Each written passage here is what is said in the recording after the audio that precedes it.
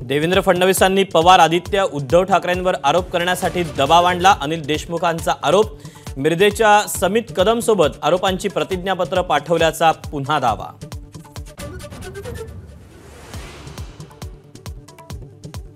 अनिल देशमुखांनी फडणवीसांबाबत केलेला दावा खरा। समित कदम यांना वाय दर्जाची सुरक्षा देण्याचं कारण काय, राऊतांचा सवाल।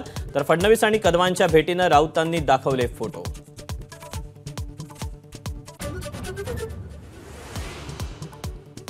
सकल मराठा समाजाच्या शिष्टमंडळाची मातोश्रीवर धडक।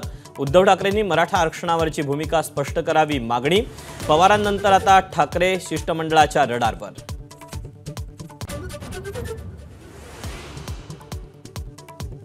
पुण्यातील पूरस्थितीला जबाबदार ठरवत सहाय्यक आयुक्त संदीप खलाटे यांचं निलंबन।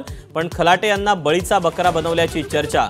खलाटे रात्रभर एकता नगरमध्ये पूरस्थिती हाताळत होते अशी माहिती।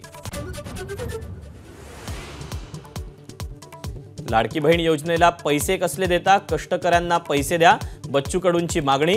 राज्यपालांचा बंगला विकून टाका, 1 लाख कोटी येतील असाही सल्ला।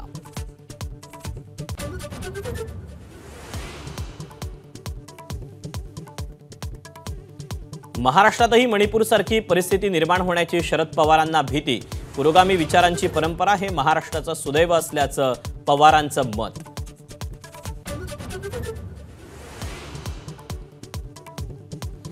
राष्ट्रवादी काँग्रेस आमदार अपात्रता प्रकरणाची आज सुप्रीम कोर्टात सुनावणी।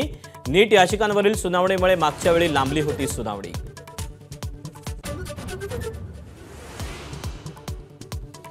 लोकसभेत आज अर्थसंकल्पावर चर्चा। राहुल गांधींच्या भाषणाकडे सरकार आणि विरोधी पक्षाच्या नजरा।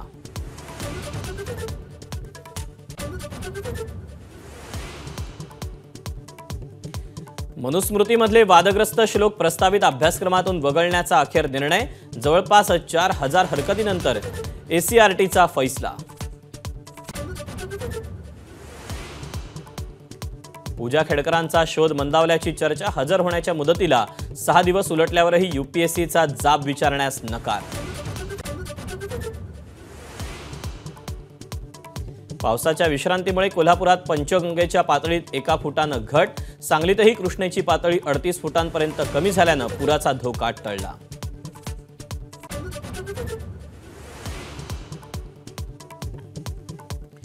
पुण्यातील खडकवासला धरणातून 22,000 क्युसेकनं विसर्ग, तर भिडे पूल पाण्याखाली गेल्यानं रस्ता वाहतुकीसाठी पूर्णपणे बंद। भारताला आजही पदकाची आशा। मनू भाकरनंतर रमिता जिंदालही अंतिम फेरीत दाखल, तर अर्जुन बबूताही पुरुष नेमबाजांच्या 10 मीटर एअर रायफलच्या अंतिम फेरीत।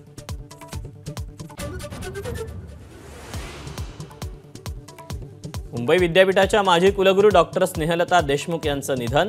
गर्भसंस्कार, नवजात शिशु आणि माता यांचा आहार या विषयांवर महत्त्वाचं कार्य।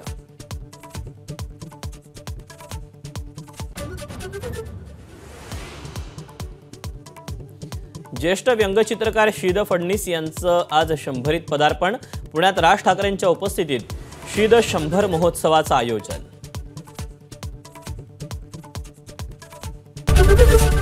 एबीपी माझा, उघडा डोळे बघा नीट।